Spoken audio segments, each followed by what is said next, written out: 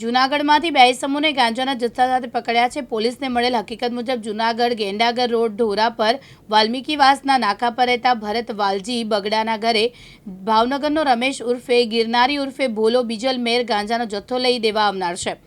એસઓજીની team દ્વારા સતત watch રાખવામાં આવી। તે દરમિયાન એક ઇસમ કેસરી કલરનું પોટલું લઈને આવેલા। કેસરી કલરનું પોટલું ભરત બગડાને આપતો ત્યારે તુરંત જ બંને ઇસમોને રાઉન્ડ અપ કરતા વનસ્પતિજન્ય નશીલો પદાર્થ ગાંજાનો 2.555 700 ગ્રામ કિલો 27,570નો મુદ્દામાલ મળી આવ્યો છે અને પોલીસે વધુ તપાસ હાથ ધરી છે। જૂનાગઢ એસઓજી બ્રાન્ચને જે માહિતી મળેલી તેના આધારે એસઓજી પીઆઈસી સરવૈયા અને તેમની ટીમ દ્વારા આજે વહેલી સવારના રોજ જૂનાગઢ એ ડિવિઝન વિસ્તારમાં જે ભરત ઉર્ફે પુરાના વાલજીભાઈ બગડા કે જેના વિરુદ્ધ અગાઉ પણ એનડીપીએસના ગુના દાખલ થયેલા છે તે વનસ્પતિજન્ય ગાંજો વગર પરમિટે ભાવનગરથી રમેશ ઉર્ફે ગિરનાર ઉર્ફે ભોલો બીજલભાઈ મેર પાસેથી વેચાણ માટે ખરીદતો હોય અને આજરોજ વહેલી સવારે ડિલિવરી આપવા આવવાની જે હકીકત મળેલી તેના આધારે એસઓજી દ્વારા આજે આરોપી નંબર 1 છે ભરત ઉર્ફે પુરાના તેને